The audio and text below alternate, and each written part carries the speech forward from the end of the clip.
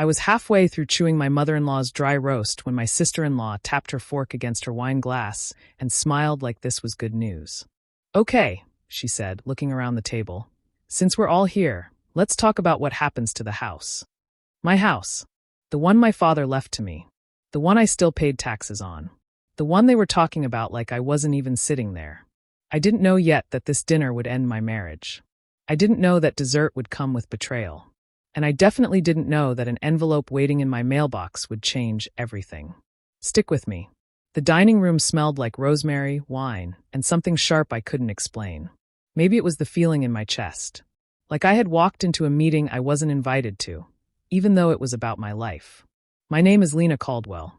That night was supposed to be easy. Sunday dinner. Family food. Plates passed around. Fake laughs when no one knew what else to say. Across from me sat my husband, Ethan. His shoulders were stiff. His eyes stayed on his plate like it had personally insulted him. He didn't look at me once. To my left was his sister, Marjorie. Perfect hair. Straight back. Calm smile. She looked ready, like she had practiced this in the mirror. My mother-in-law, Patricia, cleared her throat and folded her napkin. "Now that your father has been gone a year," she said gently, "we should start being practical." Practical. That word felt heavy. Marjorie nodded like this was common sense. "It's only fair," she added. "Fair to who?" Then Marjorie leaned back and said it, smooth and confident. "Well, obviously the house should stay in the family." My fork froze halfway to my mouth. "It is in the family," I said. "It's mine." The room went quiet. Not shocked quiet. Not confused quiet. Prepared quiet. No one rushed to correct her. No one laughed it off. No one said she was out of line. Ethan finally looked up. And he didn't look at me. He stared at the table, jaw tight, like he was waiting for this part to be over. That was the moment it hit me. They had already talked about this. They had already planned it. And I was the last one to know. I smiled to keep from crying. I nodded to keep the peace. I swallowed everything I wanted to say. I didn't know yet that my father had seen this coming. But I was about to find out. On the drive home, I kept seeing my father's hands. They were always rough. Cracked from years of work. Thomas Reed was not a loud man. He didn't talk much, didn't argue, didn't trust easily. But when he decided something mattered, he protected it quietly. The house was one of those things. He bought it broken. Half the roof leaked. The floors creaked like they were tired. He spent weekends fixing it piece by piece. New boards. New pipes. Fresh paint he mixed himself because he didn't like wasting money. When I asked why he worked so hard on a house no one visited, he just said, "Because it should stand." When he got sick, he didn't tell many people. He handled things the same way he handled repairs, alone and careful. I didn't know he had updated his will until the lawyer called me in. I remember sitting in a small office that smelled like paper and dust. The lawyer read the words slowly. The house was left to me. Only me. No shared ownership. No conditions. Just my name. I cried. Not because of the house, but because I felt seen. Ethan squeezed my hand that day. He said he was happy for me. His family smiled tight smiles and said polite things. But after that, the comments started. "So lucky," Marjorie would say. "Must be nice," Patricia joked once. Ethan's uncle laughed and said, "Guess you married well." They always said it smiling. Like jokes. Like I was supposed to laugh too. That night after dinner, when we finally got home, Ethan shut the door harder than needed. He loosened his tie and sighed like I had exhausted him. "They're just worried," he said. "About what?" I asked. "About fairness," he replied. "You know, maybe you could be flexible." Flexible. Another heavy word. He talked about sharing. About putting names on paper. About keeping peace. He said families don't work when one person holds too much. I listened, quiet, sitting on the edge of the bed. I asked him one simple thing. "Do you think I don't deserve it?" He didn't answer right away. That pause hurt more than yelling would have. "That's not what I said," he finally replied. But he still didn't say yes. That was the first crack. Small but sharp. The moment I realized my husband wasn't standing next to me. He was standing somewhere else, hoping I'd follow. The argument didn't happen right away. It sat between us, heavy and quiet, until we were alone in our bedroom with the door closed and the lights low. Ethan stood near the dresser, loosening his watch like it was too tight. I sat on the bed, hands folded, waiting for him to say something that would make this better. He didn't. "They think you don't deserve the house," he finally said, staring at the wall instead of me. The words landed hard. Not because they were loud, but because they were calm. Like he was just repeating the weather. I laughed once, short and sharp. They think that, or you do? That's not fair, he said quickly. I'm just telling you how they feel. How long have they felt this way? I asked. He hesitated. Too long. They think it should belong to both of us, he continued. Since we're married. Since it's family. I stood up. It is family. My father is my family. Ethan sighed like I was being difficult. Lena, come on. Be reasonable. We could put it in joint ownership. Just to show good faith. Good faith. I walked closer to him. When did you ever tell them to stop? He opened his mouth, then closed it. When did you say it was mine? I asked. When did you tell your sister she crossed a line? When did you defend me? Silence. Not angry silence. Not unsure silence. Empty silence. That was the moment I saw it clearly. Every dinner. Every joke. Every comment. He had heard them all. And every time he chose quiet. He chose comfort. He chose not to stand between me and them. I didn't want to start a fight, he said. So you let me be the problem instead, I replied. He finally looked at me then, eyes tired, almost annoyed. You're making this bigger than it needs to be. But it was already big. Bigger than the house. Bigger than the papers they wanted signed. I felt something shift inside me. Like a door closing. I hadn't just married Ethan. I had married into a plan. Conversations held without me. Decisions made around me. Smiles practiced for my face. I stepped back and hugged myself, suddenly cold. I thought you were on my side, I said quietly. He didn't answer. And that silence told me everything I needed to know. It started small, like they were testing how far they could go.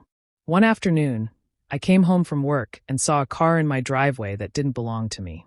Marjorie's. I hadn't been told. No call. No text. She was already inside. I found her in the living room, stretching a yellow measuring tape across the wall where my father had hung his old clock. She smiled when she saw me, like this was normal. I hope you don't mind, she said. I was just getting ideas. For what? I asked. Space, she replied. If we open this up, it could really raise the value. My stomach tightened. Why are you measuring my house? She laughed lightly. Our house. I mean, eventually. That word again. Eventually. A few days later, Patricia invited herself over for coffee. She walked through the room slowly, touching walls, opening cabinets. We could modernize this, she said. New floors. Maybe sell while the market's good. Sell. I set my mug down. I'm not selling. She waved her hand like I had missed the point. Well, we'll see. These things take planning. That night, I heard Ethan on the phone in the bedroom. I wasn't trying to listen. I just passed by. I know, he said quietly. Once the paperwork is sorted, it'll be easier. Paperwork. My feet stopped moving. She'll come around, he continued. She always does. I stood there, heart racing, feeling like the floor had shifted under me. Once the paperwork is sorted. I waited until he hung up, then walked away before he could see me. I didn't ask who he was talking to. I didn't ask what paperwork he meant. I already knew it wasn't for me. That was when fear crept in. Not loud fear. Slow fear. The kind that settles into corners. I started locking doors during the day. I stopped leaving personal papers out. I noticed how often Marjorie mentioned lawyers. How Patricia spoke like decisions were already done. I looked at the walls my father fixed with his own hands and felt like a stranger in my own home. The house used to feel steady. Safe. Like it would always hold me. Now it felt watched. Like people were walking through it in their minds, changing things, removing me. That night, I slept lightly, listening to every sound. For the first time since my father died, I was scared of losing more than just peace. I was scared of losing my home. The envelope was waiting in my mailbox when I got home from work. It was thick, official looking. My name was typed cleanly across the front. Only my name. I stood there longer than I should have, keys still in my hand, staring at it like it might disappear. No return address I recognized. Just a law office name printed small in the corner. I carried it inside and set it on the kitchen table. The house was quiet. Too quiet. I opened the envelope slowly, hands shaking more than I wanted to admit. Inside were papers. Property documents. Clean copies. Updated. I sat down hard. These weren't old records. The dates were recent. Filed just weeks before my father died. I read every page twice. Then a third time.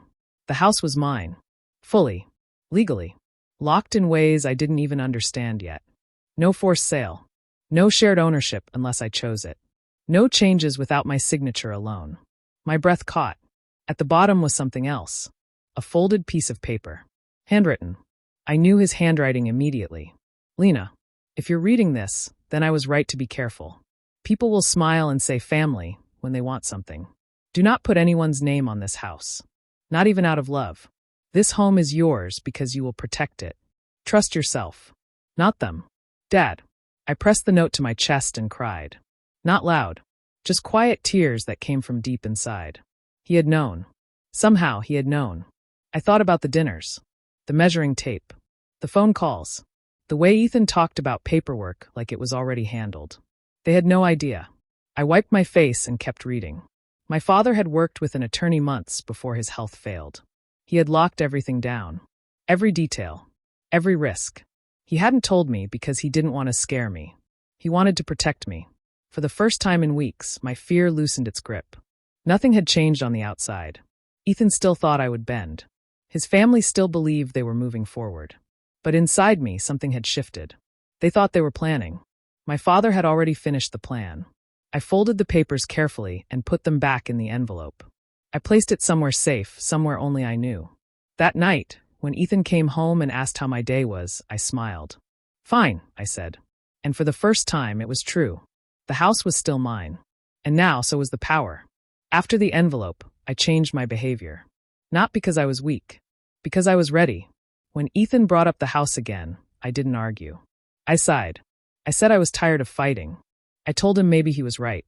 Maybe sharing ownership would make things easier. His shoulders relaxed for the first time in weeks. I knew you'd come around, he said. I let that sit. At the next family dinner, I stayed quiet while they talked. Marjorie leaned forward, excited, talking about how much the house could sell for if we listed it in spring. Patricia mentioned which rooms she would keep when everything settled. No one asked me what I wanted. No one noticed that I was listening closely. Ethan started acting different. More confident. Less careful with his words. He talked openly on the phone again. He joked about upgrades. He told his sister, just give her time. Her. Like I was a delay. Not a person. I smiled when expected. I nodded when needed. I asked questions that made them talk more. They thought they were winning. In between all of this, I made quiet moves of my own. I took a long lunch break and met with an attorney my father had listed in his papers. A calm woman with sharp eyes. She read the document slowly, then looked up and smiled. They don't have a leg to stand on, she said. Hearing that felt like breathing after being underwater. She explained everything in plain words. The protections. The clauses. The reasons my father had been so careful. She told me to say nothing until I was ready. Let them believe what they want, she said. I did. At home, the house felt different again. Still tense, but steadier. Like it was holding its breath with me. Ethan packed boxes one night, talking about storage. He said we should start clearing things, just in case. I helped him fold tape. I said maybe he was right. Inside, I stayed calm. They talked about money. About timelines. About futures that didn't include my voice. I let them. Because for the first time, I wasn't scared. I had the truth. I had the paperwork. I had time. And they had no idea what was coming. The storm wasn't loud yet. But it was close. The next family gathering was loud and crowded, just how Patricia liked it. Food covered the table. Voices overlapped. Everyone acted comfortable, like the house already belonged to them. I brought a folder with me. Plain. Brown. Nothing special about it. We were halfway through dinner when Marjorie started again. She talked about timing, about how fast houses were selling. Patricia nodded and added that lawyers could make things smooth and clean if everyone cooperated. Ethan squeezed my knee under the table like a reminder. I took a breath and stood up. I actually brought something, I said. The room quieted. Not completely, but enough. I opened the folder and placed the papers on the table. I slid them toward the center, slow and steady. This is the official property deed, I said. Updated and filed before my father passed. Marjorie frowned and leaned forward. Patricia adjusted her glasses. I continued, keeping my voice calm. The house is legally mine. Sole ownership. It can't be transferred, shared, or sold without my consent. Silence spread this time. Real silence. I pointed to a section on the page. These clauses prevent forced sale. No joint ownership. No changes unless I approve them. Ethan stared at the papers like they were written in another language. What is this? He asked. The truth, I replied. Patricia's face tightened. That can't be right.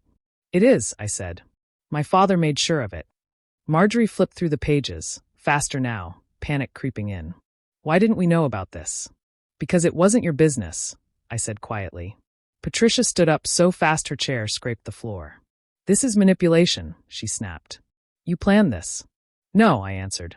He did. Ethan finally looked at me, eyes wide. You said you were considering sharing. I said I was listening, I replied. There's a difference. He opened his mouth, then closed it again. Patricia started talking all at once. About family. About fairness. About respect. Her voice shook, losing control with every sentence. I stayed seated. You asked for paperwork, I said. I gave it to you. In writing. No one argued after that. There was nothing left to argue. The house was still mine. And now everyone knew it. After the papers, they changed tactics. Patricia called the next morning. Her voice was soft, almost kind. She said she hadn't slept. She said families shouldn't fight over things like houses. I treated you like a daughter, she said. Is this how you repay me? I held the phone away from my ear for a second, then brought it back. You treated me well when I agreed with you, I said. That's not the same. She sighed, heavy and dramatic. You're tearing this family apart. Later that day, Marjorie showed up at the door without warning. Her smile was gone. Her voice was sharp. You've destroyed everything, she said. Do you know how this makes us look? I leaned against the doorframe. You mean you can't take my house? She flushed. It was never about the house. It was about unity. I almost laughed. Ethan tried next. That night, he sat beside me on the couch, close enough to feel familiar. His voice was low. Careful. Please, he said. Just reconsider. For me. I looked at him and realized something painful. He wasn't asking because he loved me. He was asking because it was easier for him if I gave in. You didn't ask for me when they were planning, I said. You're only asking now because it didn't work. He looked down. I don't want to lose my family. I nodded slowly. Neither did I. That was when it became clear. Their love had rules. Conditions. As long as I stayed quiet. As long as I agreed. As long as I gave them what they wanted. The moment I said no, I became selfish. Cold. The problem. I stood up and walked to the window. The house felt solid behind me, like it was listening. I'm not changing my mind, I said. Not now. Not ever. Patricia cried. Marjorie shouted. Ethan stayed silent again. But this time, I didn't fill the space for him. I'm done being reasonable, I continued. I'm done apologizing for what was never yours. No one argued after that. They knew it was over. I closed the door later that night and locked it. Their voices stayed outside. And for the first time, I felt free. Ethan moved out on a Tuesday. No shouting. No dramatic goodbye. He packed a suitcase and 2 boxes, like he was leaving for a short trip. He said we both needed space. I didn't argue. When the door closed behind him, the house felt too quiet. Not empty. Just honest. The divorce talk came quickly. Lawyers. Emails. Short phone calls that stayed polite but cold. We discussed timelines and paperwork like strangers who shared history but no future. At night, I lay awake and grieved. Not for the man he was now, but for the marriage I thought I had. The version of him who squeezed my hand at my father's while reading. The partner I believed would stand beside me. That man didn't exist anymore.